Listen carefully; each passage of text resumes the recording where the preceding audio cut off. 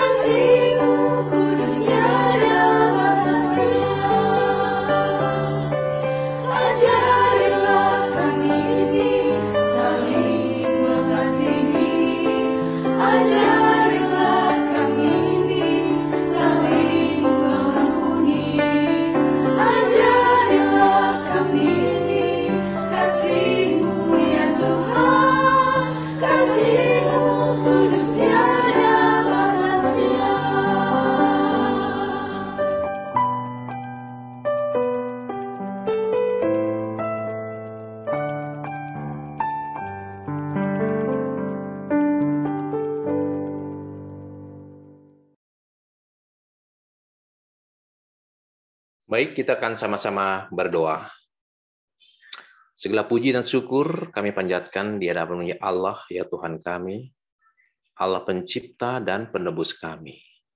Pada siang hari ini ya Tuhan, kami anak-anak-Mu merendahkan hati kami di bawah kaki salib Tuhan.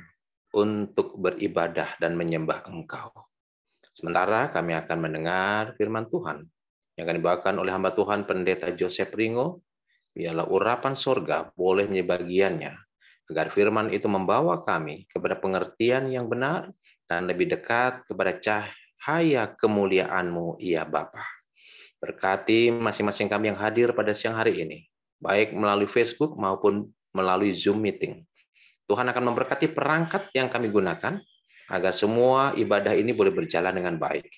Terima kasih Bapa, terpujilah nama-Mu. Dengarlah doa kami ini, di dalam nama Tuhan Yesus kami persembahkan doa ini. Amin. Baik, sebelum Pendeta Joseph Ringo akan mengupas secara tuntas pelajaran sekolah sahabat kita di edisi hari Selasa siang hari ini, kita akan dengarkan terlebih dahulu lagu tema kita, I Will Go.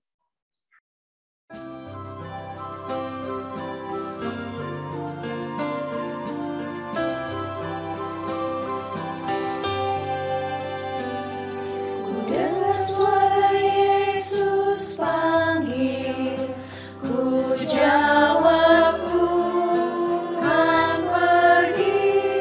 Ku lihat jiwa yang bersedih, ku jawab ku kan pergi. Pergi tinggalkan kabar kasih, berikanlah pengharapan, dan bila aku lemah, Yesus menolongku, karena keputusanku kan pergi.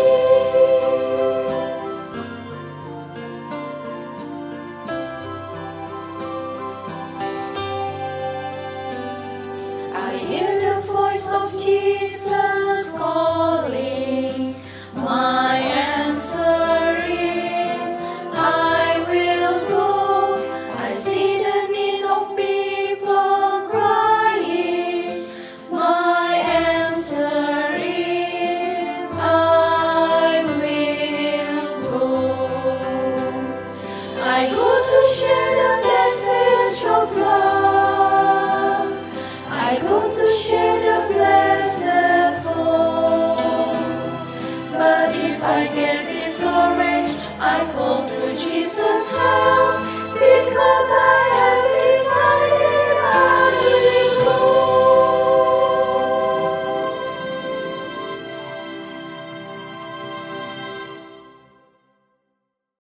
Baik, silakan Pendeta Ringo. Baik, Shalom dan selamat siang Bapak Ibu Saudara-saudara yang dikasihi Tuhan. Kita bertemu kembali pada siang ini seperti biasa dalam program ibadah siang dan juga doa bersama-sama. Nah, saudara-saudara yang dikasihi Tuhan, di hari Senin yang lalu kita sudah membahas bagaimana judul ini sedikit diterangkan, yaitu anak yang dijanjikan. Nah, tentu saudara-saudara, sebelum kita masuk lebih dalam, tentu anak yang dijanjikan ini kalau saudara kaitkan dengan judul adalah anak yang di mana Allah berbicara kepada kita.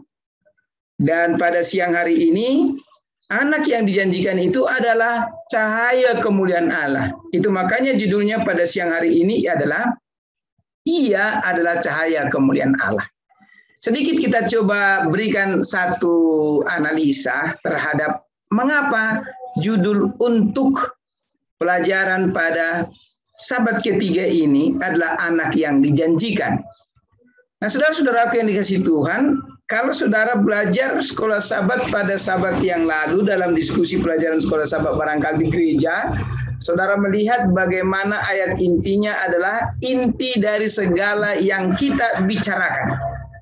Apa itu? Kita memiliki imam besar. Dengan kata lain, kalau kita kaitkan kembali dengan judul pada pelajaran ketiga ini, maka kita temukan artinya imam besar yang kita sedang pelajari kemarin itu adalah anak yang dijanjikan, saudaraku. Amin ya. Nah, ini ada keterkaitan yang tidak bisa lepas. Karena hampir seluruh isi buku Ibrani menjelaskan keimamatan Kristus.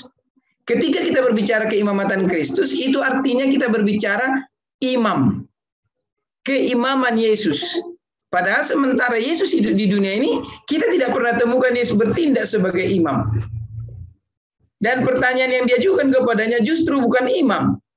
Kalau dia ditangkap, kemudian diadili oleh Pilatus, pertanyaan yang muncul dari mulut Pilatus yang merupakan tuduhan yang tidak enak dari orang-orang Yahudi. Maksudnya tuduhan yang enak itu, mereka merasa tidak enak kalau Yesus disebut raja orang Yahudi, sementara mereka sendiri tidak melihat Yesus seperti raja. Bahkan Yesus seperti biasa saja.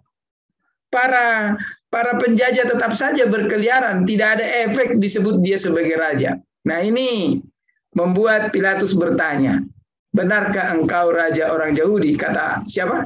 Kata Pilatus, saudaraku. Dan dia menjawab, engkau sendiri sudah mengatakannya. Artinya secara tidak langsung bahasa konotatif dipakai oleh Yesus mengatakan bahwa saya adalah seorang raja. Nah, saudaraku yang dikasihi Tuhan, sekarang kita akan mencoba apa maksud pelajaran ini untuk khususnya hari Selasa diberi judul, Ia adalah cahaya kemuliaan Allah. Nah, sebelum kita masuk kepada ini, kita coba baca dulu apa yang disampaikan di dalam kitab Ibrani pasal yang pertama, ayat yang kedua sampai ayat yang keempat. Ayat ini berkata, maka pada zaman akhir ini, Ia telah berbicara kepada kita dengan perantaran anaknya yang telah Ia tetapkan sebagai yang berhak menerima segala yang ada. Oleh Dia Allah menjadikan alam semesta. Perhatikan kata sebagai yang berhak menerima segala yang ada. Dan kita coba kita matchingkan pernyataan ini dengan perkataan Yesus di dalam Matius pasal yang ke-28 ayat yang ke-17. Nah, mari kita lihat di sini. Ayat yang ke-18 maksud saya. Kepadaku telah diberikan segala kuasa di surga dan di bumi. Jadi, ketika Paulus mencoba membuat penjelasan, dia melihat kenyataan bahwa Yesus yang dia sendiri dulu tidak terlalu mengerti siapa dia, yang kemudian murid-muridnya dianiaya oleh dia. Perkataan dia setelah dia dipanggil oleh Yesus, dia mengerti bahwa Yesuslah pemegang seluruh kuasa di alam semesta ini. Kita lanjut kepada 3. Ia adalah cahaya kemuliaan Allah dan gambar wujud Allah dan menopang segala yang ada dengan firman-Nya yang penuh kekuasaan. Dan setelah Ia selesai mengadakan penyucian dosa, Ia duduk di sebelah kanan yang maha besar di tempat yang tinggi. Jauh lebih tinggi daripada malaikat-malaikat. Sama seperti nama yang dikaruniakan kepadanya, jauh lebih indah dari nama mereka. Saudara-saudaraku yang dikasihi Tuhan, ini nanti ada ayat-ayat kontradiktif. Saudara mungkin saudara dan saya ketika membaca ini dia lebih tinggi dari malaikat-malaikat. Tapi dalam buku yang sama hanya saya lupa dia dibuat lebih rendah sedikit dari malaikat-malaikat. Jadi kalau kita mau mengerti itu, kita harus lihat di konteks mana Yesus menjadi lebih rendah sedikit dari malaikat-malaikat, dan kemudian dalam hal apa kemudian pernyataan itu mengatakan bahwa Ia lebih tinggi daripada malaikat-malaikat. Nah, kita kembali kepada judul, Ia adalah cahaya kemuliaan Allah. Dari bacaan yang kita temukan tadi di dalam 3 ayat yang kita baca, ayat 2, 3, dan 4 itu, kita menemukan disebutkan Ia adalah cahaya kemuliaan Allah dan gambar wujud Allah. Oke, kira-kira bahasa yang dipakai di sini literal atau bahasa figuratif? Saya percaya saudara-saudara melihatnya adalah bahasa figuratif. Kenapa? Karena di sini memang kalau kita nanti baca beberapa pernyataan, kita akan menemukan bahwa Allah memang memiliki cahaya. Bahkan dari tubuhnya keluar cahaya, ya. Tapi di sini yang kita sedang mau bahas ini adalah Dia adalah cahaya kemuliaan Allah, gambar wujud Allah, dan menopang segala yang ada dengan firman-Nya. Di sini dijelaskan kepada kita tentang kuasa Allah yang diserahkan kepada Yesus dan itu menjadi seperti gambar kemuliaan Allah yang terlihat oleh mata berdosa manusia atau pikiran berdosa manusia yang sedapat mungkin mereka boleh lihat. Nah, oke. Kita juga akan melihat secara literal bahwa Yesus pernah bercahaya sama seperti Musa bercahaya. Mari kita buka dulu Wahyu pasal 17. Ayat yang pertama sampai ayat yang ketiga. Perhatikan ayat 2 lah, lebih cepat ya. Lalu Yesus berubah rupa di depan mata mereka, wajahnya bercahaya seperti matahari, dan pakaiannya menjadi putih bersinar seperti terang. Saudara lihat itu? Secara literal Yesus berubah di depan murid-murid itu, dan ketika mereka melihat Yesus dengan terangnya seperti matahari, mereka ketakutan. Mereka menaungi diri mereka dari terang itu, karena terang itu menyilaukan bagi mereka. Ya, tetapi ketika cahaya itu berlalu dari Yesus, mereka akhirnya menyodorkan kepada Yesus supaya dibuat di situ 3 kemah, 1 untuk Yesus, 1 untuk Elia, dan 1 lagi untuk Musa. Jadi 2 hal yang harus kita pahami dari pernyataan ini, bahwa ia adalah cahaya kemuliaan Allah. Secara literal, Yesus pernah menunjukkan dirinya dipenuhi dengan cahaya kemuliaan. Tetapi penekanan lebih jauh di sini, saudara-saudara. Mari kita baca beberapa ayat. Kita coba bergerak dulu ke Keluaran 16 ayat yang ke-17. Mari kita coba lihat apa kata cahaya yang mau kita pahami di sini. Ya, kita coba lihat ayat yang ke-17. Perkataan firman Tuhan demikian, Keluaran 16 ayat 7 maksudnya. Sorry ya, Keluaran 16 ayat 7. Ini kata-katanya. Dan besok pagi kamu akan melihat kemuliaan Tuhan. Perhatikan kata kemuliaan Tuhan. Karena ia telah mendengar sungut-sungutmu kepadanya. Sebab apalah kami ini, maka kamu bersungut-sungut kepada kami. Kata siapa? Kata Musa. Lalu kemudian apa yang terjadi? Sementara Musa menjelaskan itu, dan kemudian datang abangnya Harun, maka mereka menemukan bahwa pada senja hari mereka menemukan apa? Menemukan di tempat mereka sesuatu yang belum pernah mereka lihat. Dan itu adalah kemuliaan Tuhan, saudara. Ya, kemuliaan Tuhan. Dan kemudian dikatakan di dalam ayat yang ke-12 pada pasal yang sama. Aku telah mendengar sungut-sungut orang Israel. Katakanlah kepada mereka, pada waktu senja kamu akan makan daging, pada waktu pagi kamu akan makan kenyang makan roti, maka kamu akan mengetahui bahwa akulah Tuhan Allahmu. Jadi kemuliaan Tuhan di sini adalah menunjukkan bahwa Tuhan itu berkuasa. Berkuasa untuk apa? Memenuhi segala keperluan bangsa Israel. Kita bergerak kepada Keluaran pasal yang ke-24, saudara. Kita coba masuk kepada pasal yang ke-24 sekarang. Mari kita lihat di ayat yang ke-16 dan 17. Apa yang firman Tuhan ini katakan? Saudara boleh baca dan ikuti bersama saya. Kemuliaan Tuhan diam di atas gunung Sinai, dan awan itu menutupinya 6 hari lamanya. Menutupinya. Kata ganti orang di sana. Siapanya di sana adalah Musa. Pada hari ke-7 dipanggilnya Musa dari tengah-tengah awan itu. Tampaknya kemuliaan Tuhan seperti api yang menghanguskan di puncak gunung itu pada pemandangan orang Israel. Perhatikan kata penggunaan kata seperti atau sebagai api yang menghanguskan di puncak gunung, di mana bangsa Israel melihat ada awan menutupi gunung Sinai dan Musa ada di sana. Jika seandainya ini literal sebagai cahaya kemuliaan api yang literal, cahaya kemuliaan Allah yang berupa api, maka tentu Musa sudah mati di sana. Ya. Dan kemudian masuklah Musa ke tengah-tengah awan itu dan mendaki gunung itu, lalu tinggallah ia di padang gurun di atas gunung itu 40 hari dan 40 malam lamanya. Jadi Tuhan benar secara literal bisa menunjukkan apa? Dia punya apa yang disebut dengan kemuliaan. Kita bergerak kemudian kepada Imamat 9 ayat 23. Apa yang dikatakan Imamat 9 ayat 23? Saudaraku, mari kita buka Alkitab kita. Ayat yang ke-23 firman Tuhan berkata demikian. Untuk memudahkan kita mengerti, Ya, dalam Imamat pasal 9 ayat yang ke-23 firman Tuhan berkata demikian, dan saudara boleh ikuti bersama dengan saya.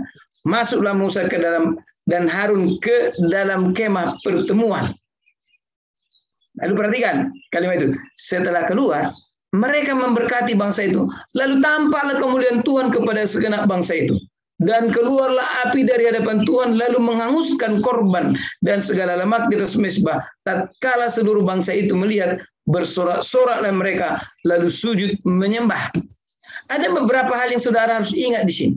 Pada waktu Tuhan datang dalam api yang menyala-nyala di Gunung Sinai, bangsa Israel ketakutan.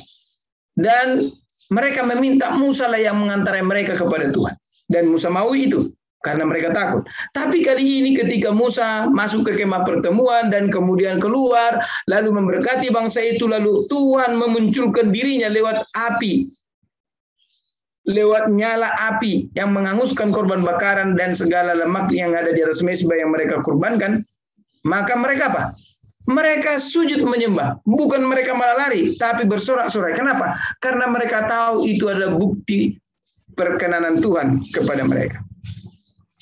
Jadi itu makanya saudaraku, kalau mau kita lihat dalam arti yang sebenarnya, cahaya kemuliaan Allah bukanlah kita dibawa untuk melihat cahaya, saudara.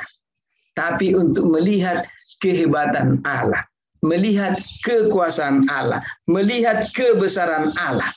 Jadi kitab suci memberitahu kita bahwa Yesus adalah terang yang datang ke dunia ini untuk mengungkapkan kemuliaan Allah. Itu maksudnya. Jadi Yesus menampakkan diri saat bertransfigurasi itu untuk menunjukkan bahwa dia datang dari Allah, keluar dari Allah. Dan dengan berubah wajah di depan mata murid-muridnya, maka mereka bisa mengatakan bahwa dia bukanlah sekedar manusia biasa. Lalu saudara-saudaraku, dalam buku pelajaran ini kita juga dibawa untuk mengerti bahwa Yesus bukan hanya cahaya kemuliaan Allah, tapi representasi yang tepat. Tahu saudara artinya representasi yang tepat? Kalau dalam istilah kerennya, itulah citra. Citra Allah yang lebih tepat. Citra itu menggambarkan sesuatu yang tepat atau menggambarkan siapa yang diwakili oleh citra itu. Lalu kemudian saudaraku, dia disebutkan juga bahwa dialah wujud yang sempurna, persesuaian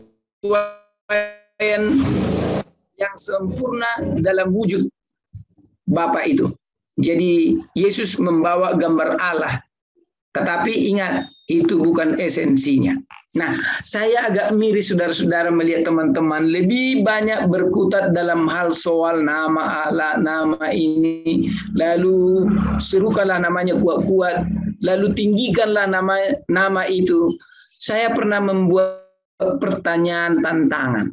Apa yang kita sedang mau tinggikan?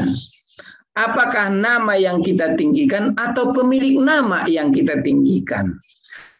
Kan memang benarlah ini seperti bapaknya.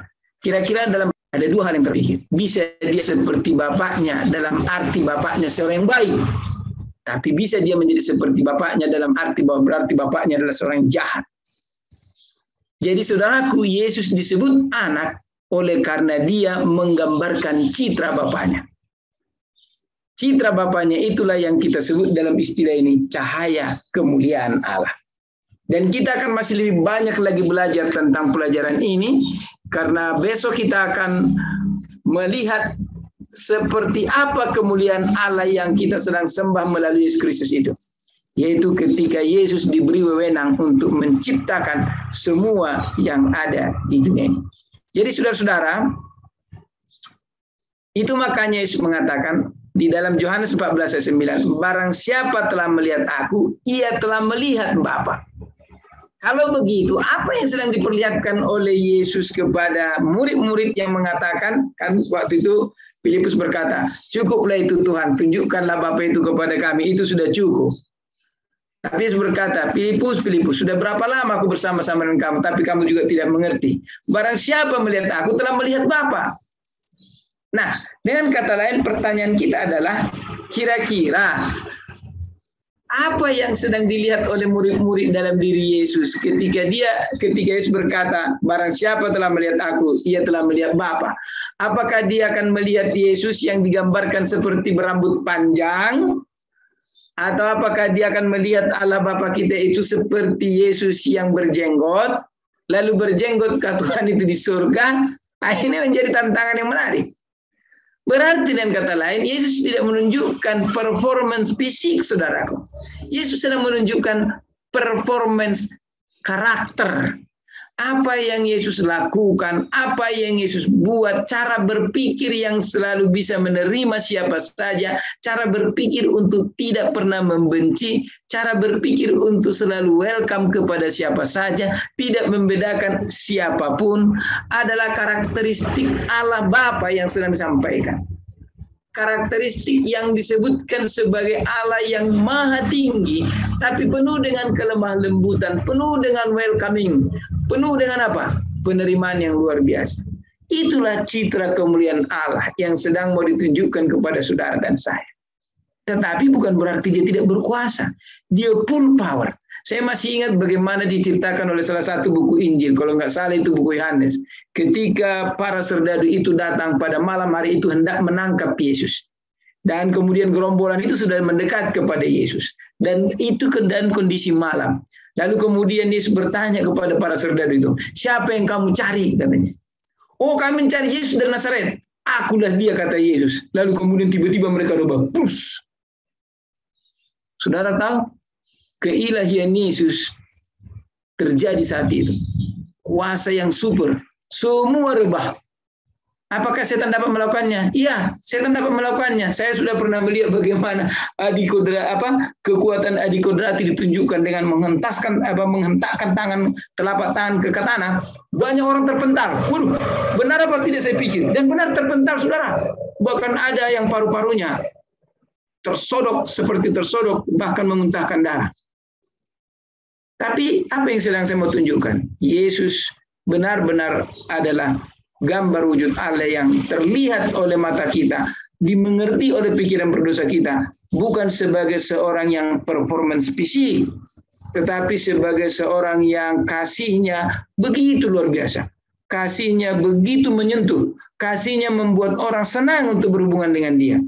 Kasihnya membuat orang sabar dan menerima segala sesuatu yang ada ini sambil berharap bahwa satu saat kelak Tuhan akan mengubahnya bila mana dia datang. Inilah yang menjadi pelajaran kita pada siang hari ini. Semoga Tuhan memberkati kita. Adalah doa dan harapan saya. Amin. Baik, terima kasih Pendeta Joseph Ringo yang sudah membahas pelajaran sebelah sahabat kita di hari Selasa tentang Yesus adalah cahaya kemuliaan Allah. Baik. Bila mana ada pertanyaan berkaitan dengan pelajaran sekolah sahabat kita hari ini, silakan boleh menulis di ruang chat atau secara langsung saja. Boleh raise hand supaya narasumber kita bisa langsung menjawab pertanyaan-pertanyaan yang Shalom, host. Oke. Dan Pak Pendeta. Ya, silakan. Dari mana? Saya Kadek Setiawan dari Bali. Puji Tuhan, dari Bali. Silakan, Pak Kadek. Ya. Saya mau bertanya, kalau misalnya iblis bisa menunjukkan mujizatnya, dan bagaimanakah caranya kita bisa menunjukkan juga mujizat yang dari Tuhan? Sebab di Mesir pun demikian ya, seperti yang dijelaskan Pak Pendeta Joshua tadi, bahwa Raja Fir'aun ditunjukkan mujizat Tuhan oleh Musa, tetapi antek-anteknya Raja Fir'aun dan mungkin dia juga ya bisa melakukan hal seperti itu. Nah, bagaimana supaya mujizat Tuhan yang dapat kita perlihatkan kepada orang-orang supaya percaya bahwa Tuhan yang lebih Tuhan daripada yang lain gitu. Terima kasih. Baik, terima kasih Bapak Kadek dari Bali. Terima kasih Pak sudah bergabung pada siang hari ini. Sudah memberikan satu pertanyaan. Silakan Pendeta Joseph Ringo untuk merespon atau menjawab pertanyaan dari Bapak Kadek Setiawan dari Bali. Makasih Pak Kadek Setiawan. Pertanyaannya sangat bagus sekali dan memberikan tantangan tersendiri kepada kita. Kenapa? Karena biar bagaimanapun kita harus memahami bahwa mujizat adalah salah satu karunia yang diberikan oleh Allah bagi hamba-hambanya. Tetapi karunia ini diberikan sesuai dengan kehendaknya. Nah, saudara-saudaraku, Alkitab menjelaskan berbagai keajaiban di dunia ini. Salah satu contoh adalah Elia diberi makan oleh burung gagak dengan membawa roti. Ada orang pernah bertanya, roti itu diambil dari mana oleh burung gagak itu? Salah satu hal yang ajaib tentu bukan? Roti datang dibawa oleh burung gagak. Kenapa enggak burung gagak itu makan roti itu? Tapi itulah keajaiban. Lalu keajaiban yang berikut adalah waktu itu Elisa juga sedang pergi ke satu hutan untuk mereka menebang kayu, membangun sebuah rumah atau seperti asrama itu bagi para nabi. Lalu salah satu dari teman mereka meminjam kapak, lalu kemudian kapak itu diayunkan. Begitu diayunkan, lepas dan cemplung ke air. Dan air itu cukup dalam. Lalu kemudian dia mulai berteriak-teriak, aduh, bagaimana ini kapak-kapak pinjaman, bagaimana saya harus mengembalikannya, saya nggak punya uang untuk membayarnya. Mungkin pada saat itu membuat kapak itu bukan hal yang mudah ya. Lalu kemudian Elisa bertanya, kenapa? Di sini Bapak, di sini kapakku jatuh, itu pinjaman. Bagaimana, apa yang harus kubuat? Oh, kalau begitu lalu kemudian diambil kayu, dilemparkan ke tempat di mana kapak itu jatuh dan kemudian kapak itu muncul ke permukaan. Padahal itu besi dan pasti tenggelam. Lalu diambil. Dan kalau kita hitung-hitung sangat banyak di zaman Yesus banyak. Paulus membangkitkan Etikus, Petrus juga melakukan perbuatan ajaib yaitu menyembuhkan orang yang timpang. Tetapi saudara-saudara, semua itu tidak dibuat jadi show pertunjukan. Keunikan daripada umat-umat Tuhan di zaman sekarang adalah itu menjadi pertunjukan. Dan itu adalah perbuatan-perbuatan yang dibutuhkan pada saat itu. Jadi tidak untuk menjadi sebuah pertunjukan.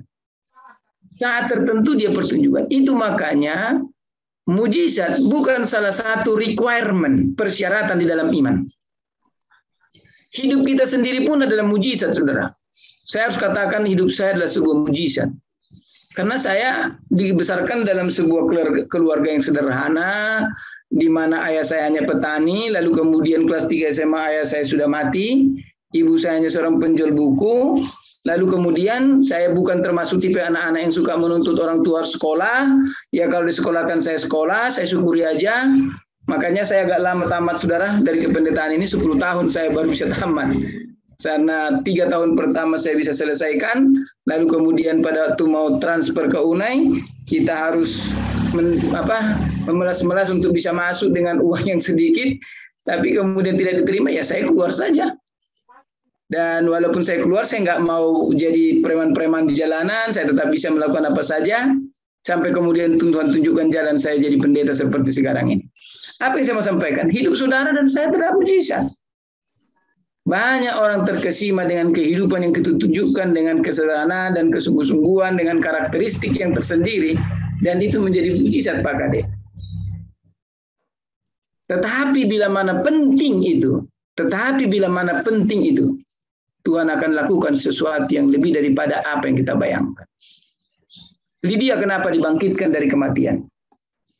Karena dia orang yang dikasihi. Dia membagi-bagi baju jualannya. Dia membagi-bagi kepada orang miskin. Jadi orang-orang miskin merasa kehilangan. Dan ketika diberitahukan kepada rasul-rasul, rasul-rasul berdoa, dia bangkit. Kemudian kenapa Etikus dibangkitkan, saudara? Padahal dia jatuh dalam ketiga karena ngantuk.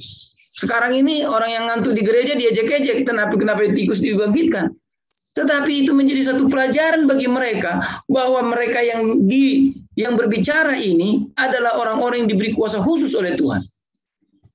Saudara yang dikasih Tuhan, saudara pun dan saya seperti itu. Saya pernah mendapatkan satu pengakuan dan kesaksian di salah satu tempat di Indonesia ini. Mereka dianiaya, dipukuli. Seperti kayak memukul apa? Memukul kerbau lebih lagi. Mereka pukul pakai batang-batang kayu yang gede-gede. Dan benar-benar diayunkan dengan sekuat tenaga. Dan kemudian mereka semua ketakutan. Anak-anak Tuhan ini ketakutan. Karena mereka dibenci. Dipukuli begitu saja. Dipukuli bisa-bisa. Tapi mereka setelah selesai pemukulan itu dan kemudian sudah capek itu semua orang. Mereka kemudian mulai pegang-pegang badan mereka. Tidak terlalu sakit, saudara. Kenapa? Ada keajaiban yang Tuhan tunjukkan. Tuhan menolong mereka karena mereka setia. Lebih baik kita mendapat keajaiban tanpa diharapkan daripada kita mengharap-harapkan keajaiban untuk dipertunjukkan, saudaraku. Betapa malunya orang Kristen ketika ada satu video yang mengungkap keajaiban-keajaiban yang dilakukan oleh beberapa pendeta dengan memainkan permainan apa? Tipulasi. Kan malu. Biarkan saja. Allah tetap punya kuasa untuk menunjukkan keajaibannya, tetapi bukan untuk dipertunjukkan. Dan Tuhan akan membuat itu sebagai satu cara untuk memuliakan Dia. Demikian dulu yang saya sampaikan. Terima kasih, Tuhan memberkati. Terima kasih Pendeta Ringo. Mungkin saya hanya tambahkan sedikit ya, Pak Kadek. Halo? Iya, Pak. Oke, baik. Saya hanya ingin menambahkan sedikit apa yang dijelaskan oleh Pendeta Ringo tadi, bahwa ingat, mujizat itu bukan tanda keselamatan. Ya, sekali lagi, mujizat, karunia roh itu bukan tanda keselamatan. Yang menjadi tanda keselamatan adalah buah roh. Ya. Nah, kalau Bapak baca dalam Lukas pasal 23 ayat yang ke-8. Saya akan bacakan, Pak ya. Ketika Herodes melihat Yesus, ia sangat girang sebab sudah lama ia ingin melihatnya karena ia sering mendengar tentang Dia. Lagi pula ia mengharapkan melihat bagaimana Yesus mengadakan suatu tanda. Kalau dalam bahasa Inggrisnya dikatakan demikian, Pak. He hoped to see him perform some miracle. Nah, jadi Herodes ini ingin melihat Yesus, bukan ingin melihat keselamatan. Benar, itu dia. Ia ingin melihat apa? Mujizat, miracle. Itu. Lalu apa yang Yesus lakukan? Ayat yang ke-9.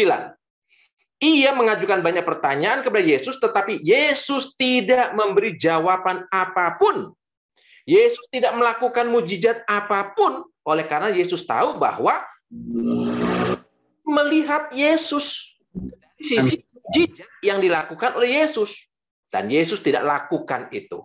Ya, jadi poinnya adalah kalau itu mujizat itu untuk keselamatan jiwa orang itu, Tuhan akan tunjukkan mujizat itu. Tapi kalau hanya untuk performan, hanya untuk pertunjukan, hanya untuk menonjolkan kehebatan, maka Tuhan tidak akan berikan mujizat itu kepada kita. Gitu Pak ya? Amin. Oke Pak Pendeta, terima kasih Pak. Ya, terima kasih Pak Kadek. Besok hadir lagi Pak ya. Amin. Baik, ini ada pertanyaan dari Pak Pendeta Solihin. Pendeta Budi Solihin di Bali. Wah, terima kasih. Orang Bali sudah banyak yang bergabung dengan kita nih ya. Terima kasih, puji Tuhan. Oh, itu teman saya itu, Pak. Teman saya kebetulan berhalangan. Ya. Dengan titipan itu. Oke. Ya, terima kasih Pak Budi. Oke, saya ingin bacakan pertanyaannya adalah menurut teman gembala non-Advent ya, Gereja Komunitas Bali. Siang ini ada halangan, jadi bisa bergabung. Jadi tidak bisa bergabung ya, belum bisa bergabung. Ya. Oke. Mengatakan gereja kami mengatakan bahwa Mikael adalah pemimpin malaikat dan bukan Yesus. Ini berbeda dengan pandangan kita yang mengatakan atau mengajarkan bahwa Mikael adalah Yesus. Bagaimana doktrin kita? Dan yang kedua, bagaimana kita akan selamat kalau kita sendiri menyebut namanya Allah salah. Sementara yang benar adalah Yehova. Terima kasih. Oke, jadi ada dua pertanyaan ini berkaitan dengan Mikael. Siapa Mikael itu? Dan yang kedua berkenaan dengan nama dari Allah atau Yehova. Oke, sudah dapat poinnya Pendeta ya? Silakan langsung saja. Terima kasih. Baik, mungkin pembahasan tentang Mikael akan kita bahas dalam seminar Wahyu saja, tapi sedikit banyaknya saya katakan begini. Alkitab yang memberikan penjelasan tentang Mikael, memberikan indikasi, ya, indikator kepada kita bahwa dia adalah Yesus. Itu dia. Dari mana indikatornya? Indikatornya adalah bahwa di dalam Wahyu pasal 12 ayat yang ke-7, maka terjadilah peperangan di surga. Nah, kalau itu bukan Yesus, apakah malaikat punya pengikut? Nah, gitu kan? Lalu Mikael dan malaikat-malaikatnya. Ketika dikatakan Mikael dan malaikat-malaikatnya, malaikat tidak punya malaikat-malaikat lagi. Itu poin yang pertama secara sederhana saja dulu ya. Nah, walaupun memang ada mungkin pembuktian mereka bahwa Mikael bukanlah Yesus, nanti akan kita lihat dari konteks interlinknya kepada yang lain. Bagaimana dia memiliki peran dalam penyelamatan. Karena musuh yang utama daripada Mikael bukan malaikat. Musuh utama daripada Lucifer bukan malaikat. Tapi musuh utama daripada Lucifer adalah Tuhan sendiri.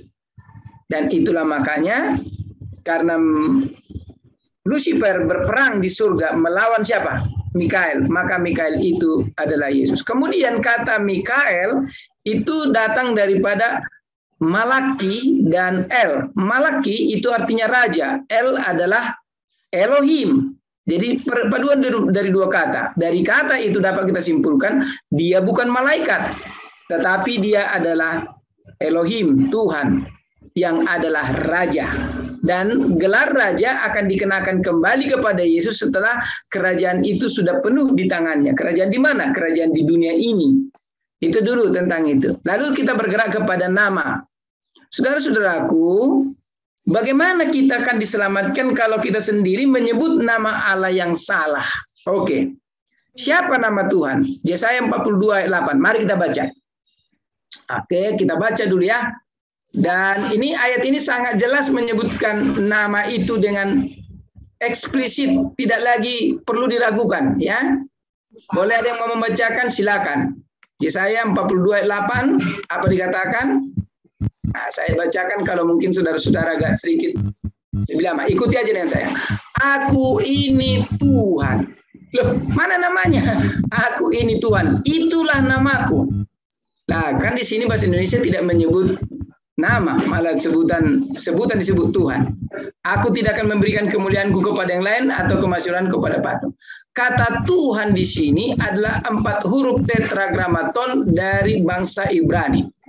4 huruf itu ada YHWH. Oke.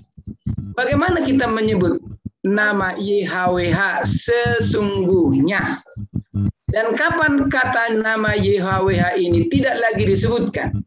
Tahun 400 sebelum Masehi, ketika bangsa Israel sudah kembali dari tanah pembuangan dan terus mendapat tekanan dari negara yang berganti negara, atau kerajaan yang berganti kerajaan mengkoloni mereka atau menjajah mereka, maka sejak saat itu para ahli-ahli firman atau ahli-ahli Taurat mulai mengadakan retrospeksi diri. Mereka telah banyak mendukakan hati Tuhan. Dan mereka mulai mempelajari hukum itu dengan seksama. Sampai mereka menemukan bahwa mereka tidak boleh sembarangan menyebut nama Tuhan. Lalu mereka sebutlah nama itu dengan nama sebutan. Yaitu Adonai, Tuanku. Dan kemudian Elohim, Tuhan. Ya. Nah kalau begitu, apakah salah kalau kita misalnya tidak menyebut nama Yehova pada waktu berdoa, pada waktu menyampaikan firman, pada waktu mengajarkan firman? Mari kita coba teliti dengan baik. Ketika pekabaran malaikat, 3 malaikat dikumandangkan, pekabaran malaikat pertama mengatakan apa? Sembahlah Allah yang menjadikan langit, bumi, laut, dan segala isinya. Kata sembahlah Allah adalah sebuah pekabaran yang ditujukan kepada siapa? Baca ayat 6 dalam Wahyu pasal 14. Apa dikatakan? Yang ditujukan kepada semua bangsa, kaum, dan coba diteruskan bahasa. Nah, kalau begitu, mari kita coba pahami bahasa-bahasa di dunia ini. Ada berapa banyak bahasa di dunia ini? Mungkin boleh saya katakan seratusan ribu bahasa ya dengan segala dialeknya. Saya mau bertanya, apakah bahasa-bahasa itu sempurna untuk mentransliterasi nama Yehova? Mari kita masuk kepada bahasa yang diyakini. Nah, ini saya mau katakan yang diyakini karena banyak orang mengatakan tidak seperti itu. Bahasa yang diyakini adalah bahasa Perjanjian Baru yang disebut adalah bahasa Yunani. Saudara-saudara yang pernah belajar bahasa Yunani, dalam huruf-huruf Yunani yang 24 itu, saudara tidak akan temukan huruf H. Tidak akan saudara temukan huruf H. Nah, sekarang bagaimana saudara mentransliterasi nama Yehova? Y, kemudian H tidak ada, W ada, H tidak ada, berarti hanya dua huruf, YW. Jadi bagaimana memanggilnya? Tidak akan bisa. Bagaimana dengan bahasa-bahasa lain yang memiliki huruf-huruf yang seperti Yunani juga? Karena itulah Allah tidak dibatasi oleh bahasa, karena Dia adalah Tuhan di atas segala bahasa. Karena Dia adalah Tuhan di atas segala bahasa, maka apapun yang digunakan, Dia akan terima. Yang pertama. Yang kedua, kata Allah dalam bahasa Indonesia bukan nama. Bukan nama yang ditujukan kepada Yehova, tapi sebutan kepada Yehova. Nama Allah adalah nama dewa dengan lafaz yang tertentu. Saudara harus masuk kepada lafaznya, baru saudara benar menyebut.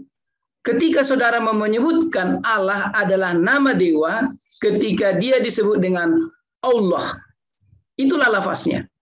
Tapi kalau dia Allah, itu adalah bahasa Indonesia dengan ejaan yang disempurnakan, versi Van Ophusen sebagai sarjana bahasa orang Belanda untuk membuat bahasa Indonesia yang ada sekarang.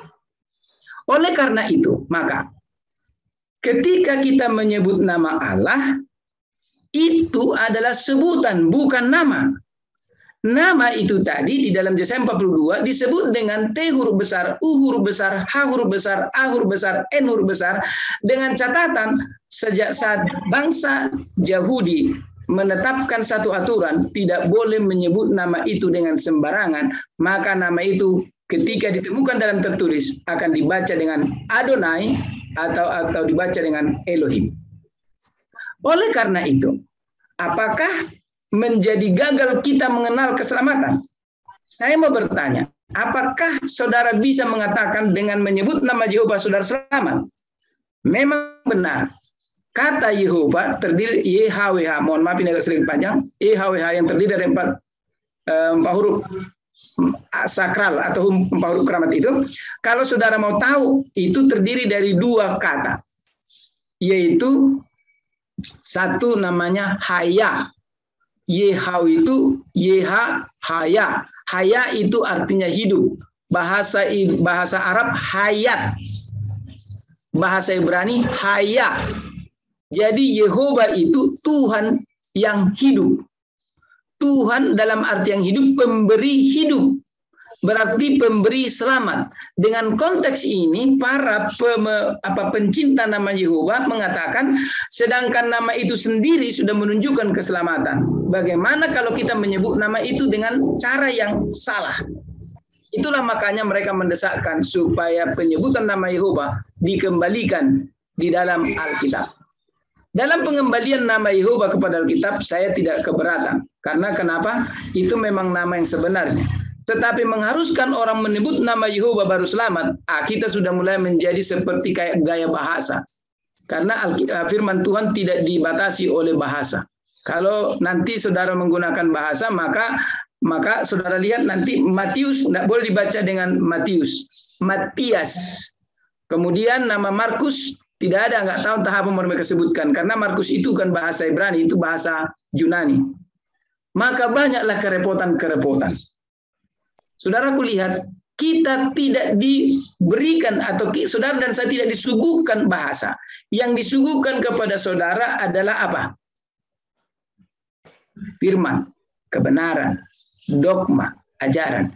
Itu makanya dalam 1 Korintus 14 dikatakan bahwa bahasa-bahasa itu punya makna dan punya arti yang membangun orang untuk bisa berkomunikasi. Dan firman ini adalah komunikasi kepada kita.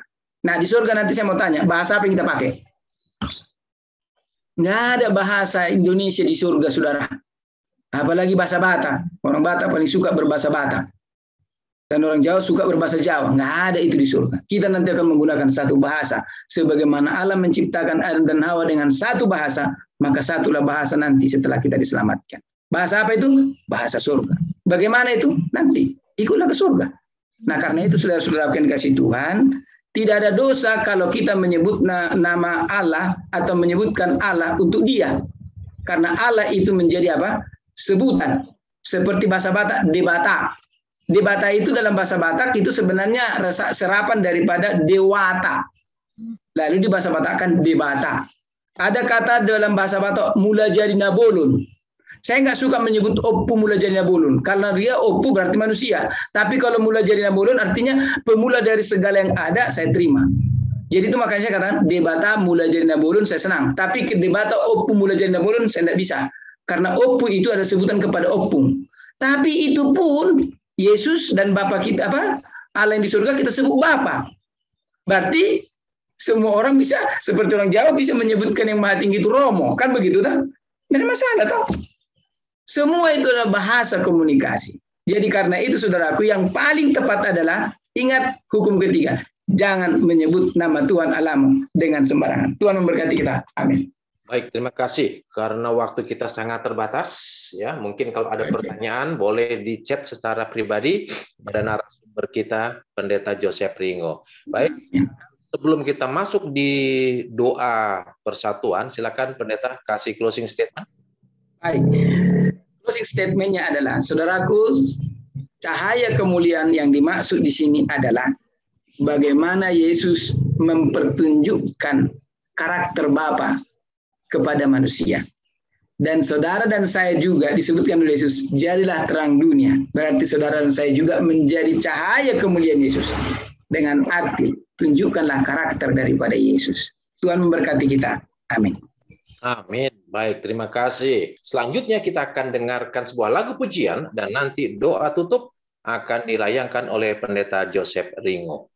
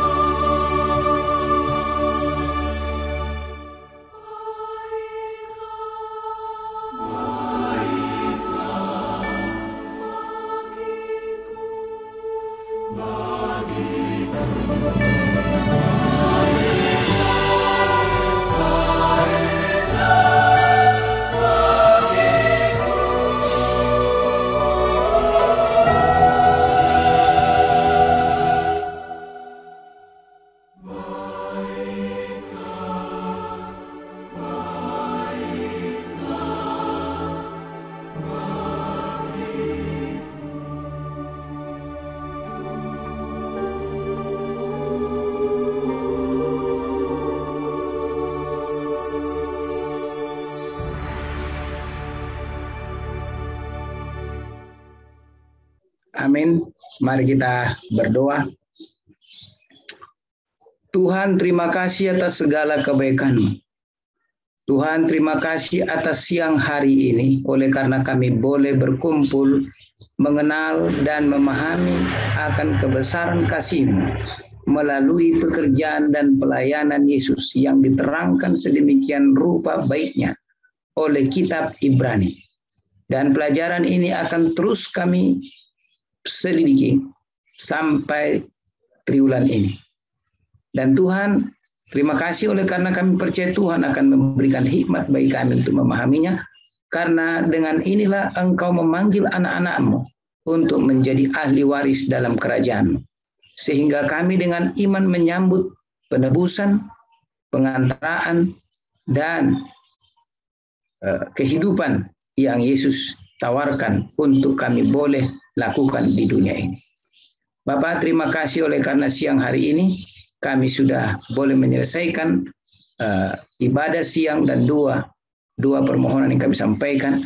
Kiranya Tuhan boleh menjawab semua doa-doa kami dan menghibur kami dengan kekuatan kasih-Mu ya Bapa. Terima kasih Tuhan, terimalah doa kami, berkatilah kami, dan sampai jumpa lagi besok di acara yang sama, di hari yang sama. Di dalam nama Yesus kami berdoa. Amin. Selamat malam waktu New Jersey. Selamat pagi waktu Indonesia bagi saudara dan saudari yang saya kasih dalam Yesus Kristus yang sudah bergabung dengan kami di Jemaat First Indonesian Seventh-day Adventist Church di New Jersey untuk acara ibadah kita. Pada saat ini kita akan kembali mempelajari firman Tuhan. Baik, kita akan mengikuti pada pelajaran kita pada hari Senin tanggal 10 Januari ini. Kita memiliki sekali lagi seperti kita sudah pelajari pada waktu lalu, judul kita sepanjang minggu ini adalah anak yang dijanjikan, fokus kepada Yesus Kristus. Kita sudah berbicara tentang di hari-hari terakhir ini, dan pada saat ini kita akan membahas tentang Allah telah berbicara kepada kita oleh anaknya. Ya, Allah telah berbicara. God has spoken to us through His Son. Allah telah berbicara kepada kita melalui anaknya. Baik, saudara sekalian, mari kita langsung saja ke pelajaran Sekolah Sabat. Dikatakan bahwa bacalah Ibrani 1 ayat 1 sampai 4. Apa gagasan utama daripada ayat-ayat ini? Ibrani 1 ayat 1 sampai 4, firman Tuhan berkata, setelah pada zaman dahulu Allah berulang kali dan dalam pelbagai cara berbicara kepada nenek moyang kita dengan perantara nabi-nabi. Jadi di zaman dahulu kala Allah berbicara melalui nabi-nabi, maka pada zaman akhir ini, zaman akhir, menurut Rasul Paulus, kita sudah pelajari tadi malam, yang menurut Rasul Paulus penulis kitab Ibrani adalah pada zaman setelah Yesus datang hingga kedatangannya yang kedua kali, itulah zaman akhir bagi Rasul Paulus ya. Maka pada zaman akhir ini, ia telah berbicara kepada kita dengan perantaran anaknya yang telah ia tetapkan sebagai yang berhak. Nah, nanti kita akan lihat apa berhak dalam hal apa? Atau apa yang dapat membedakan antara anak Allah tersebut dengan pelbagai nabi, ya, dengan nabi-nabi sebelumnya. Jadi itulah, pada zaman akhir ini ia telah berbicara kepada kita dengan perantaran anaknya yang telah ia tetapkan sebagai yang berhak menerima segala yang ada. Oleh dia Allah telah menjadikan alam semesta.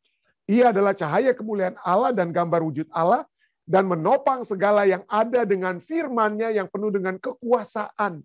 Dan setelah ia selesai mengadakan penyucian dosa, setelah ia turun dalam dunia ini dan telah menebus kita semua, sekarang ia duduk di sebelah kanan yang maha besar, di tempat yang tinggi, jauh lebih tinggi daripada malaikat-malaikat, sama seperti nama yang dikaruniakan kepadanya, jauh lebih indah daripada nama mereka. Nah, kita lihat ini ya, banyak ada orang-orang kelompok Kristen yang menganggap bahwa karena mereka mengutamakan Unitarianisme, bahwa mereka menolak adanya doktrin Trinitas yang dianggap, doktrin Trinitas itu adalah doktrin Roma Katolik, ya. Jadi itu bukan doktrin yang sesungguhnya.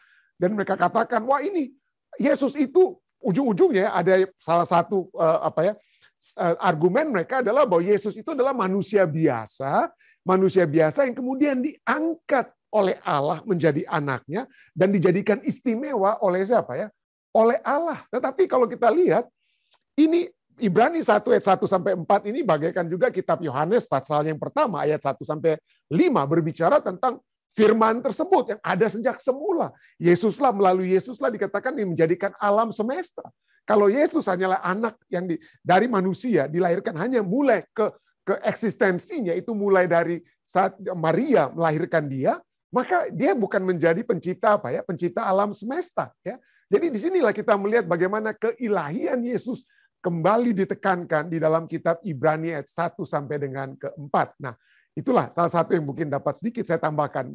Perbincangan kita cukup panjang kalau membahas tentang Trinitas, tapi kita lihat dia dikatakan lebih tinggi daripada apa? Malaikat-malaikat. Jadi dia bukan nantinya diangkat dari manusia untuk dijadikan lebih tinggi, tapi di sini struktur bahasa aslinya menyatakan bahwa dari mulanya dia itu lebih apa ya? Dia lebih tinggi daripada malaikat-malaikat. Nah, inilah tentang Yesus Kristus yang dikatakan telah apa? Menjadi sebagai yang berhak menerima segala yang apa?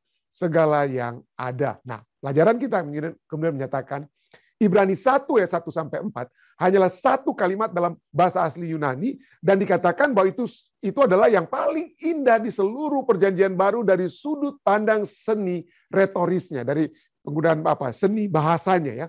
Penegasan utamanya adalah bahwa Allah telah berbicara kepada kita melalui anaknya Yesus.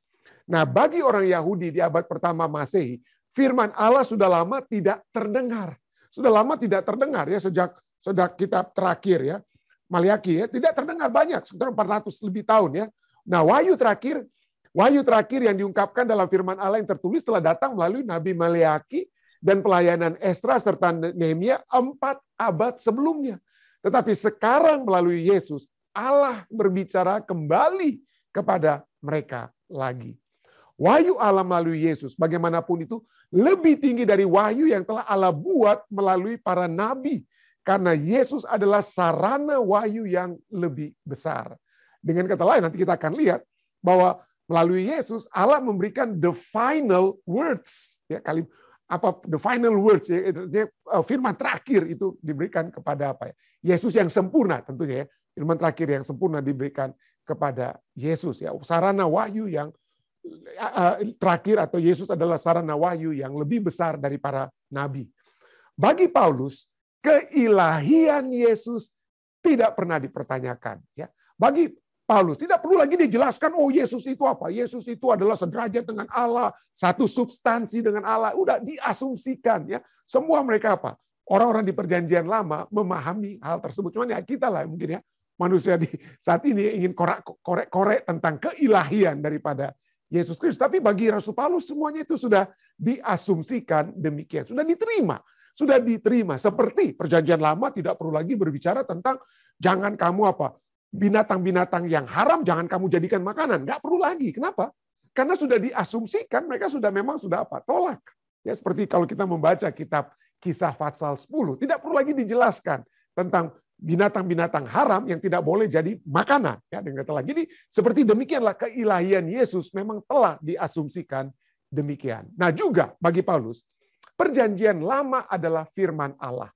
Allah yang sama yang berbicara di masa lalu, terus berbicara di masa sekarang.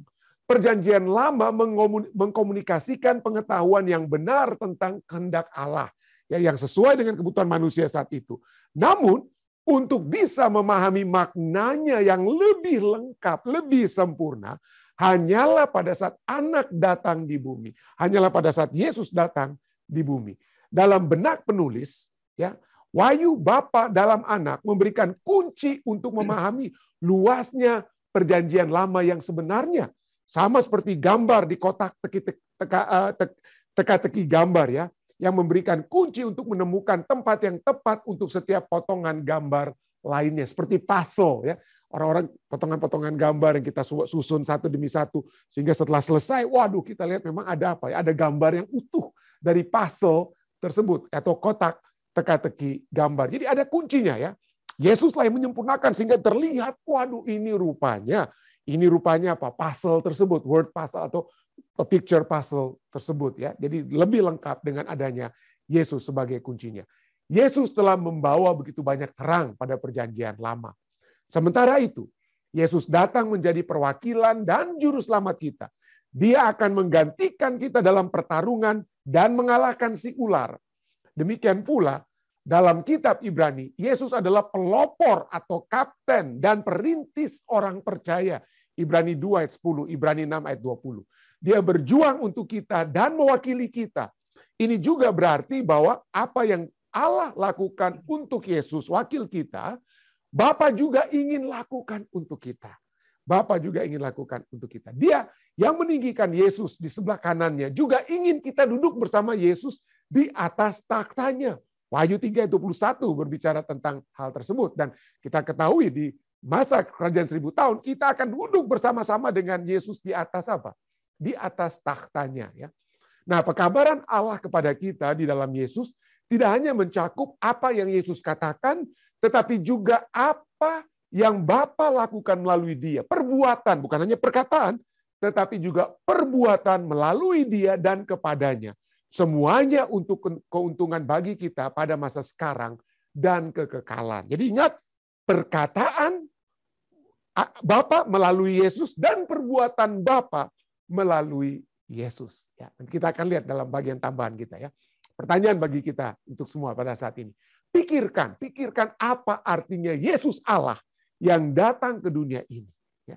Dan mengapa kebenaran ini memberi kita begitu banyak harapan. Ya, kita lihat Allah ingin agar supaya pengetahuan kita tentang Dia itu menjadi sempurna. Pengetahuan kita tentang Allah. Dia tidak ingin kita berada dalam kegelapan. Dia tidak ingin kita berjalan dengan meraba-raba. Kita sudah pelajari tadi malam bahwa Allah telah menyatakan segala sesuatunya itu melalui apa? Setiap kendaknya telah Dia berikan melalui apa? Nabi-nabinya. Dia ingin kita mengenal Dia. Dia tidak ingin saudara dan saya berjalan di tengah-tengah kegelapan atau di satu tempat yang kita tidak. Di segala sesuatunya Dia telah apa? Dia telah ingin berikan kepada kita semua. Dietrich Bonhoeffer, seorang penulis Kristen, teolog Kristen yang cukup terkenal, dia katakan bahwa tidak ada seorang pun yang mengenal Allah kecuali Allah yang menyatakan dirinya kepada kita. Tidak ada yang dapat mengenal Tuhan, Allah kita ya. Kecuali Allah sendiri menyatakan dirinya kepada kita. Kenapa? Kenapa? Karena kita kan terbatas. Kita terbatas sedangkan Allah itu tidak terbatas. Kita terbatas, kita tidak dapat melihat masa depan. Allah adalah Allah Alfa Omega. Dia mengetahui, dia Maha tahu. Pengetahuan kita itu sangat-sangat terbatas. Pengetahuan kita sangat-sangat apa? Sangat-sangat terbatas. Kita bagaikan saya sering mendengar dulu ya pendeta-pendeta senior dulu menceritakan bagaimana orang buta yang mencoba untuk menggambarkan bagaimana itu gajah tersebut. Waduh, gajah ini begini. Oh dia apa panjang, gajah itu bulat dan panjang. Padahal dia cuma pegang apa? Dia cuma pegang belalai daripada gajah. Oh enggak dia itu. Yang orang buta lainnya mencoba untuk pegang gajah, dia pegang dia punya telinga. Oh dia itu lebar, bukan panjang, bukan bulat. Dia apa? Lebar. Dan lain sebagainya. Masing-masing orang buta berbicara sesuai dengan apa yang dia ketahui. Dia tidak dapat melihat secara keseluruhan. Dengan kata lain, gajah tersebut. Jadi Allah pada saat Dia ingin kita mengetahui tentang Dia, hanya dapat diketahui pada saat Allah sendiri menyatakan dirinya. Ya. Jadi dengan kata lain, Allah telah melakukan hal tersebut. Dia telah menyatakan dirinya. Dia telah reveal himself. Dia mewahyukan. Nah, kita mengetahui tentang Allah itu melalui dua mode atau dua cara kita dapat mengenal Allah. Yang pertama dikenal dengan istilah general revelation atau wahyu umum, pernyataan umum dari Allah. Umum artinya semua orang bisa tahu. Allah menyatakan dirinya kepada semua umat manusia di setiap waktu, di segala tempat, ya, semuanya. Jadi melalui apa? Misalnya melalui alam kita bisa melihat alam. Wah, ya, Mazmur 19 ayat 2, langit menceritakan kemuliaan Allah dan cakrawala memberitakan pekerjaan tangannya. Roma 1 ayat 20 katakan, sebab apa yang tidak nampak daripadanya, yaitu kekuatannya yang kekal dan keilahiannya. Kita tidak tahu Allah, kita tidak mengetahui Dia. Tetapi apa yang tidak nampak tersebut, yang kekal keilahiannya, dapat nampak kepada pikiran dari karyanya. Kepada kita terima dari pikiran kita, dari karyanya. Artinya apa? Creation. From His creation, sejak dunia diciptakan, sehingga mereka tidak dapat berdalih. Kita pada saat kita melihat alam semesta, kita melihat universe, pada saat gugusan alam semesta galaksi, bagaimana gugusan galaksi kita saja itu semua teratur dalam hukum-hukum gravitasinya ya. Kenapa bumi berputar secara terus normal seperti begitu? Kenapa bulan mengelilingi bumi?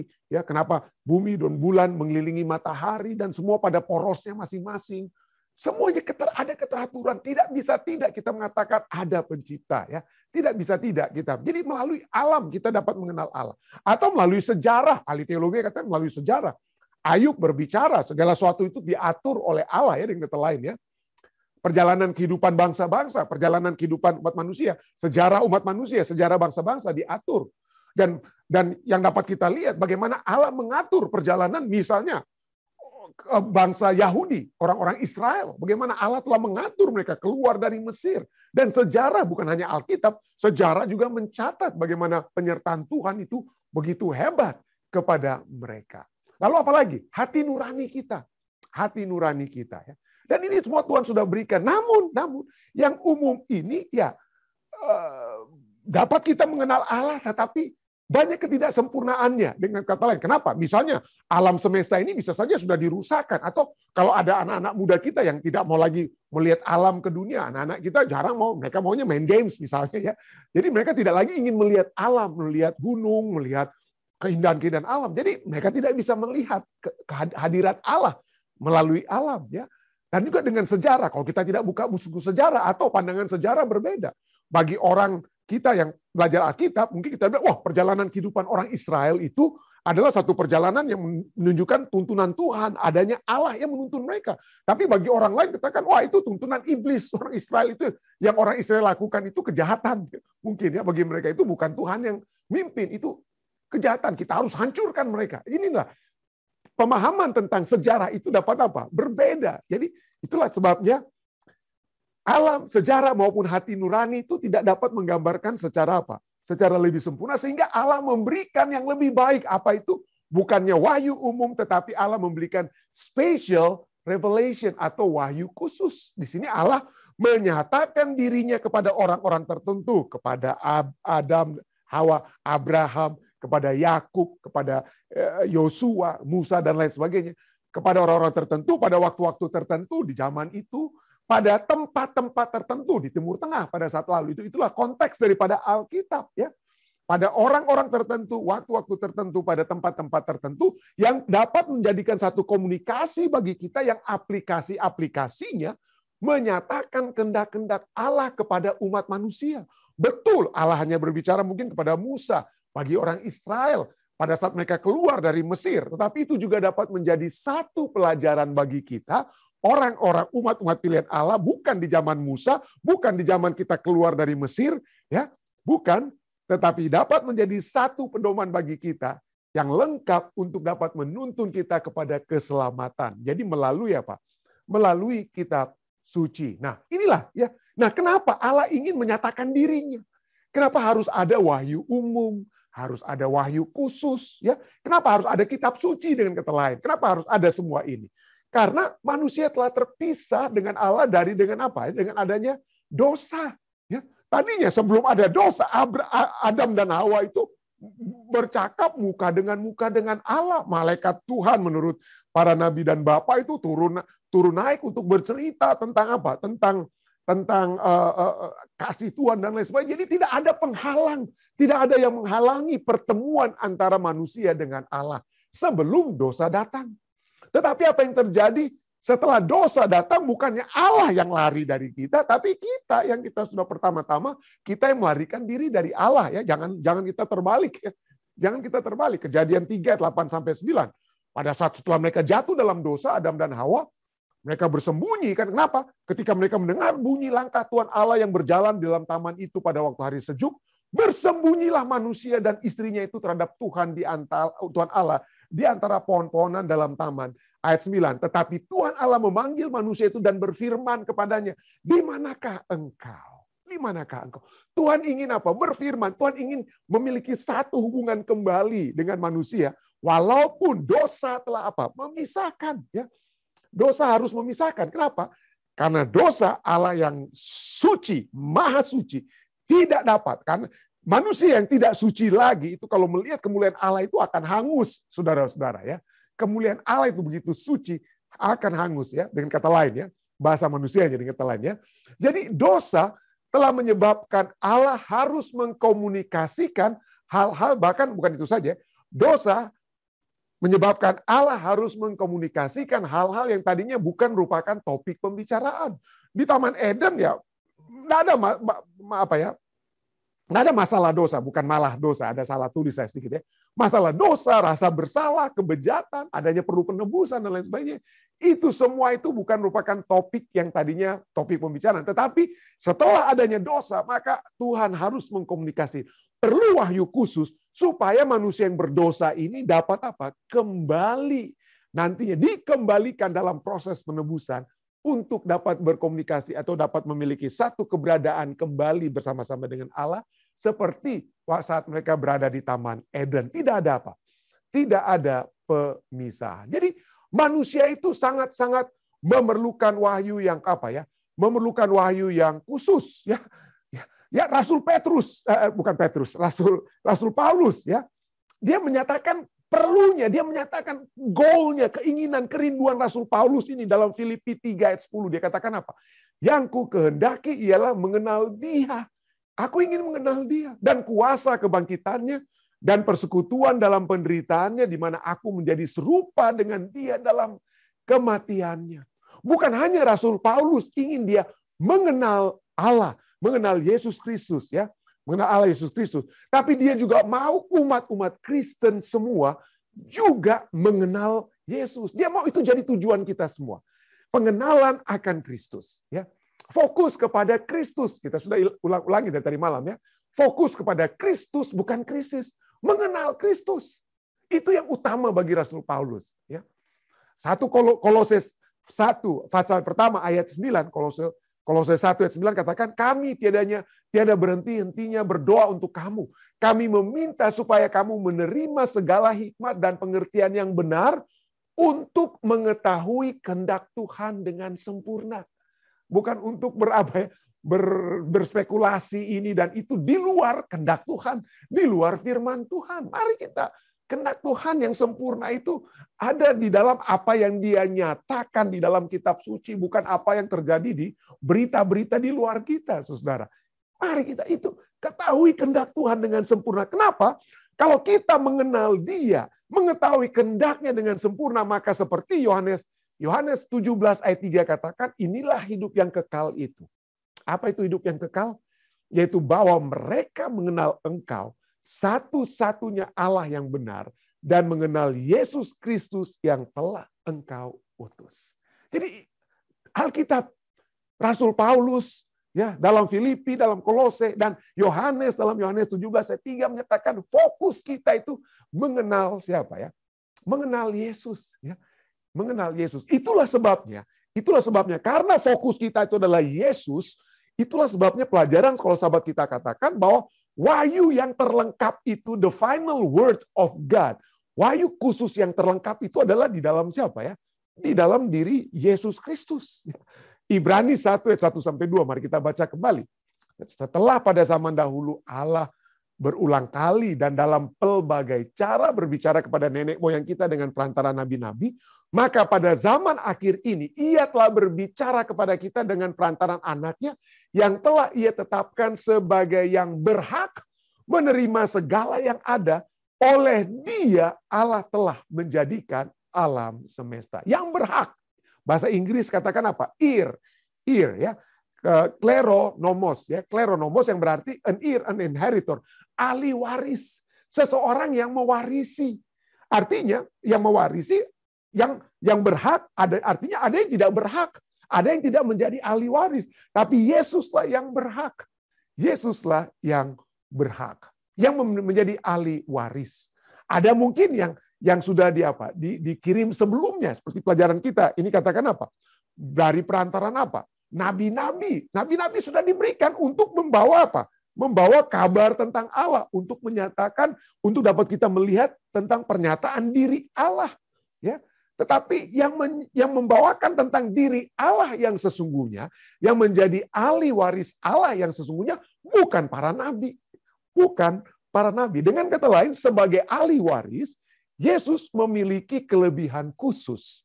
Yesus memiliki kelebihan khusus dari para nabi sebelumnya. Ya, Yesus memiliki kelebihan. Apa contohnya? Contohnya banyak sekali, saudara ya.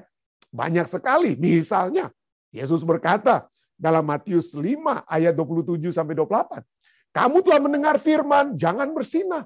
Nabi siapa yang pertama-tama memberitakan, ya istilahnya dalam 2 loh batu, walaupun firman Allah kita percaya itu sudah ada dari zaman apa ya? Dari zaman Adam dan Hawa kita percaya. Tapi kira-kira yang mulai secara tertulis, bukan secara lisan. Secara lisan tertulis, jangan bersinah. Siapa itu? Musa. Ya, Musa yang berfirman. Musa itu adalah nabi terbesar. Dan di zaman Yesus, waduh, Musa itu yang dipuja-puji oleh orang-orang Yahudi di zaman Yesus. Tapi coba lihat. Ya, walaupun Alkitab sudah menyatakan, dan kita sudah pelajari tentang Musa itu, nabi yang terbesar dengan kata lain. Ya. Tapi coba kita lihat. Apa yang Yesus katakan tentang apa yang Musa sampaikan tentang kehendak Allah ini. Ayat 28. Musa katakan dengan kata lain ya, kamu telah mendengar firman dari Musa, tanda kutip ya. Kamu telah mendengar firman dari Musa, jangan bersinah, walaupun itu firman dari Allah ya, tapi disampaikan melalui Musa. Coba lihat ayat 28. Tetapi aku berkata kepadamu. Wah, dia memiliki otoritas ya. Aku berkata kepadamu, setiap orang yang memandang perempuan serta menginginkannya sudah bersinah dengan dia di dalam hatinya. Wah, jadi Yesus apa? Wah, Yesus ada lebih yang dia sampaikan. Lebih, bukan berarti dia apa? Hilangkan. Bukan berarti jangan bersinah ini, wah, silakan bersinah kamu ya. Oh enggak, justru Yesus lebih melengkapi pemahaman tentang bersinah. Yesus lebih menggenapi pemahaman tentang apa ya? Pemahaman tentang bersinah. Yesus tidak merubah, saudara. Jangan Anda pikir, wah karena Yesus ini bilang, kamu sudah dengar begini, tapi aku katakan demikian. Waduh, itu artinya pendeta Rantung itu. Artinya Tuhan itu sudah menghilangkan 10 firman-Nya. Setelah menghilangkan 10 hukum Taurat, menghilangkan hukum Tuhan itu tidak perlu lagi untuk zaman perjanjian baru. Itu hanya kuno, zaman perjanjian lama. Oh tidak ya. Yesus justru di sini apa? Memberikan pemahaman yang lebih, pemahaman yang lengkap tentang apa yang dikatakan Nabi Musa. Jangan apa? Bersinah yang dituliskan Musa. Jadi Yesus tidak berubah. Bahkan sebelum Yesus mengungkapkan hal-hal ini, dia sudah memperingatkan kepada orang-orang yang mendengar khotbahnya saat itu. Ya, sebelum dia bilang, kamu telah mendengar jangan bersinah, aku berkata kepadamu, jangan menginginkan dalam hatimu. Sebelum dia bicara itu, dalam Matius 5 ayat 17, beberapa ayat sebelumnya, sebelum dia sampaikan ini, dia katakan apa? Janganlah, dia sudah mewanti-wanti ya. Mengamarkan mereka. Janganlah kamu menyangka bahwa aku datang untuk meniadakan hukum Taurat atau kitab para nabi. Aku datang bukan untuk meniadakannya, melainkan untuk menggenapinya.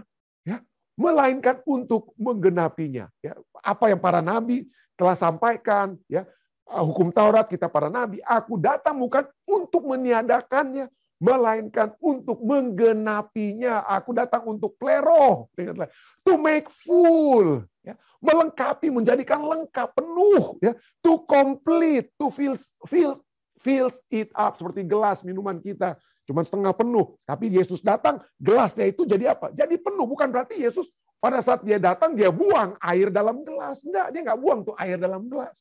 Sudah ada setengah. Ya. Air dalam gelas tersebut sudah ada setengah, dia datang lalu dia isi air tersebut sampai gelas itu penuh pemahamannya. Dengan kata lain, Yesus datang untuk menggenapi, memberikan arti yang lebih lengkap. Sehingga gelas itu bukan setengah penuh, tapi betul-betul apa ya? Betul-betul apa? Penuh. Ya. Dan sinilah kita lihat bagaimana Yesus memiliki kelebihan daripada apa? Para nabi, karena dialah yang menggenapi, memenuhi kehendak Allah tersebut. Jadi dengan kata boleh kita katakan bahwa para nabi membawakan kabar dari dan tentang Allah. Itu kan yang dilakukan para nabi ya. Musa membawakan kabar dari Allah tentang Allah. Itulah Musa. Atau nabi-nabi Yesaya. Yesaya membawakan kabar dari Allah tentang Allah. Tetapi kalau pada saat Yesus datang, saat Yesus berbicara, bukan dia berbicara tentang Allah, dari Allah, tetapi Allah sendiri yang apa ya? Allah sendiri yang berbicara. Ya. Bukan tentang Allah atau dari Allah, tetapi saat Yesus berbicara, Allah sendiri yang berbicara. Allah sendiri yang berbicara. Itulah ya. Bukan hanya kita bisa melihat bahwa apa yang Yesus katakan bukan hanya Allah yang berbicara, tapi pada saat kita melihat kehidupan Yesus, kita melihat Allah yang bertindak. Allah yang melakukan sesuatu. Allah yang melakukan sesuatu untuk umat-umat manusia.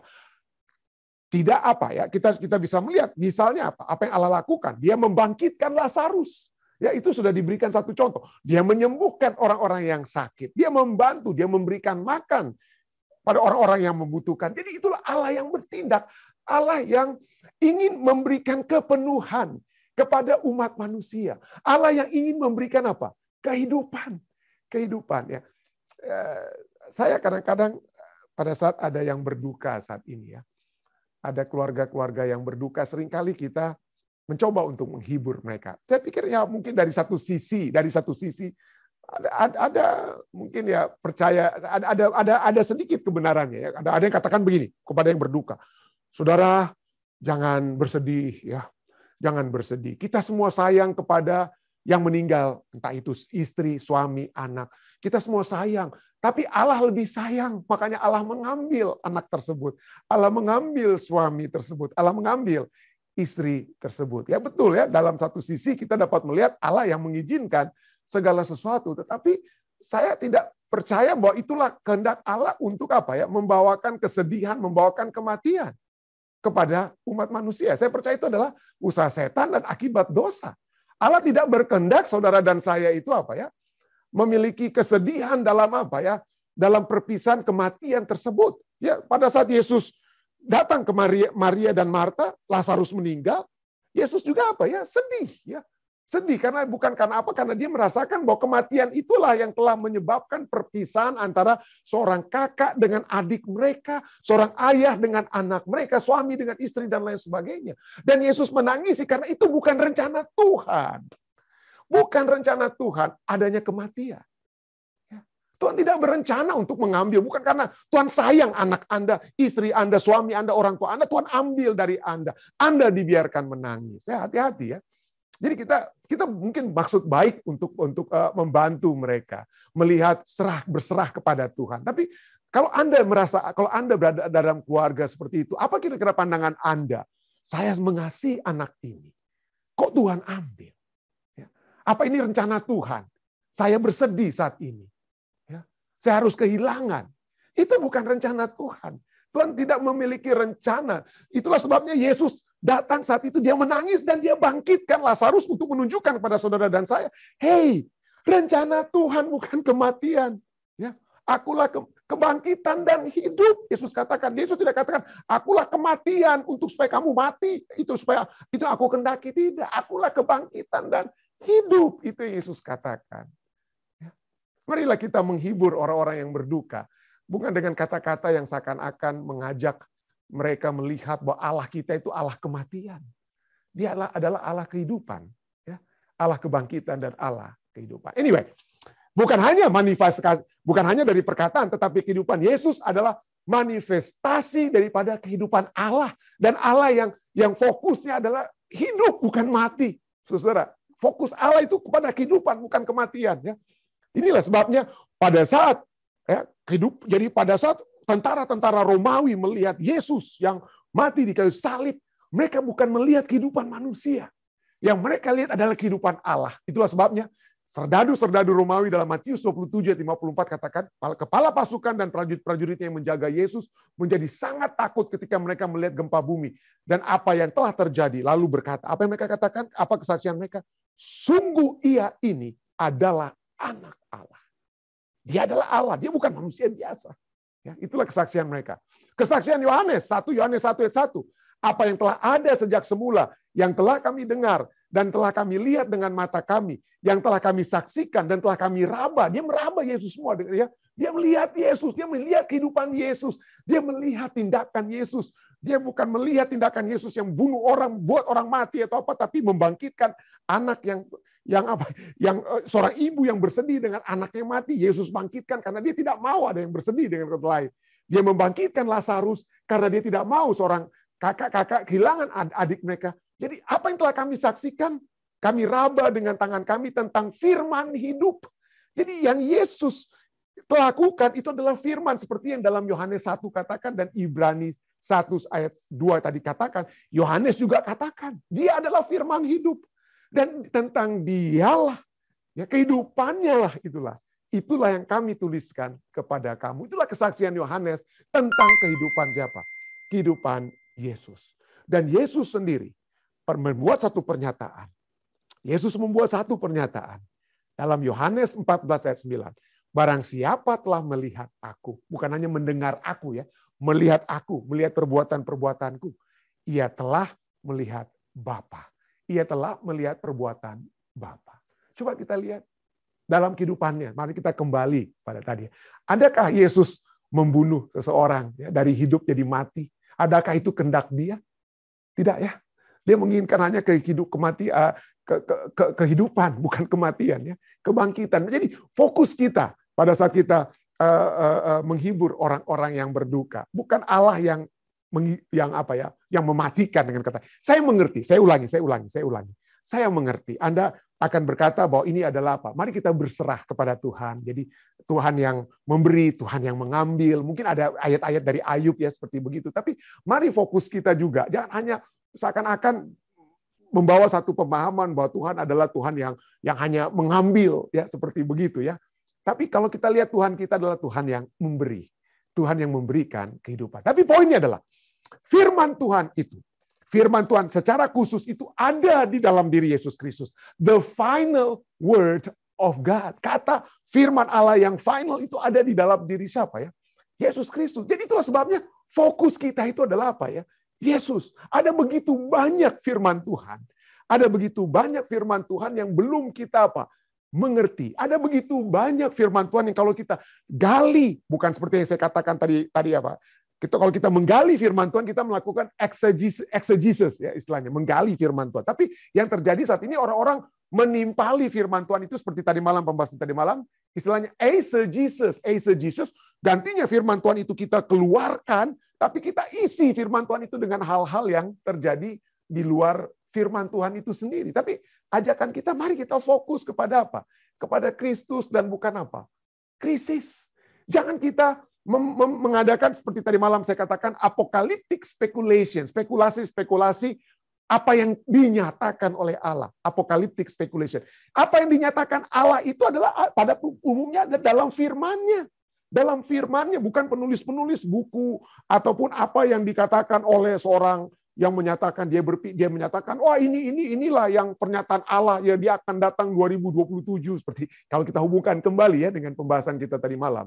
Tapi itulah ya, kenapa saya menjadi beban saya untuk saya harus berbicara kembali di malam yang kedua tentang konspirasi teori, termasuk tentang kedatangan tangga atau tahun kedatangan Yesus. Kenapa? Karena pada umumnya terus terang saja ya, di Amerika ini konspirasi teori itu banyak diterima oleh orang-orang Kristen, saudara.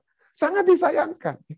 Orang-orang yang mengaku pengikut Kristus, pengikut Kristus. Gantinya fokus kepada Kristus melalui firman-Nya, yaitu dalam Alkitab. Mereka lebih suka mendengarkan suara-suara dari QAnon. Ada yang, QAnon ada tulis sedikit. Nggak ketahuan siapa yang nulis dia. QAnon tulis ini, dia bilang John F. Kennedy akan muncul bulan Oktober atau apalah. Lalu, ya nggak benar-benar, saudara. Kenapa? Mari kita fokus kepada firman Tuhan. Ada begitu banyak pernyataan-pernyataan Tuhan yang kita semua belum mengerti. Saya pernah berkhotbah, ada begitu banyak orang-orang Kristen di Amerika ditanya, siapa itu istri Musa dan lain sebagainya. Atau artinya fakta-fakta Alkitab, banyak yang nggak tahu. Kenapa? Karena mereka tidak mendengarkan firman Tuhan atau membaca firman Tuhan. Orang-orang Kristen di Amerika, saya nggak tahu di Indonesia, mudah-mudahan tidak ya. Mudah-mudahan orang Kristen Indonesia itu rajin mempelajari firman Tuhan. Tapi di Amerika lebih senang mendengar konspirasi teori. Padahal mereka itu mengaku sebagai orang Kristen. Jadi poinnya adalah, mari kita betul-betul mendengarkan firman Tuhan yang sesungguhnya dengan kata lainnya. Hearing the voice of God, bukan hearing the voice of QAnon atau konspirasi teori dari YouTube ini dan itu kita dengar. Tapi mari kita lihat apakah pembicara-pembicara di YouTube atau apa yang Anda dengar itu membuka firman Tuhan. Ya, kalau kita ingin mendengarkan suara Tuhan, kalau kita ingin mendengarkan, kenapa saya katakan ini? Karena banyak orang kan saat ini berkata, aduh pendeta, kok kita nggak bisa hidup seperti di zaman nabi-nabi dulu? Oh kenapa? Saya tanya, ada yang pernah bertanya seperti itu kepada saya. Kenapa? Ya enak sekali mereka. Mereka bisa langsung mendengarkan suara Tuhan. Tuhan bisa berbicara kepada mereka. Samuel. Wah, langsung Tuhan berbicara. Wah, kenapa kita nggak bisa dengar? Ya, saya katakan kepada mereka, Tuhan itu sedang berbicara kepada kita saat ini sama seperti Tuhan berbicara kepada Samuel. Loh, masa pendeta? Iya. Yang penting bagi kita saat ini kalau kita mau mendengarkan firman Tuhan, buka firman Tuhan. Itu saja. Tuhan sedang berbicara kepada saudara dan saya saat ini. Tapi kalau Anda mau mendengarkan firman Tuhan, buka firman Tuhan. Maka Anda akan mendengarkan firman Tuhan.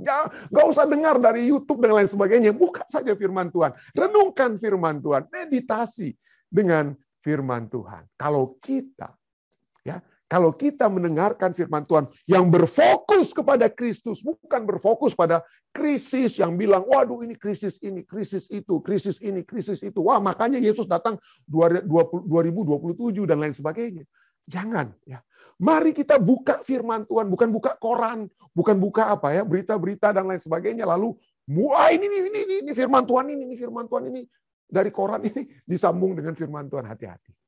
Kalau kita lakukan hal tersebut, maka kita bukan domba-domba Tuhan yang sesungguhnya. Firman Tuhan berkata dalam Yohanes 10 ayat 27, domba-dombaku mendengarkan suaraku, dan aku mengenal mereka. Dan mereka mengikut aku. Adakah kita mengikut Kristus? Adakah kita menjadi pengikutnya yang sejati pada saat kita mendengarkan suaranya, dan dia mengenal kita? Ya, dia mengenal kita. Saya berdoa, kiranya kita semua yang rindu untuk mendengarkan firman Tuhan, rindu untuk mendengarkan suara Tuhan yang berbicara kepada kita semua pada saat ini. Mari kita buka firman-Nya, supaya kita dapat mendengar dan mengetahui suara dan mengetahui kehendak-Nya yang pasti dalam kehidupan kita. Saya bawa ini dalam nama Yesus. Amin.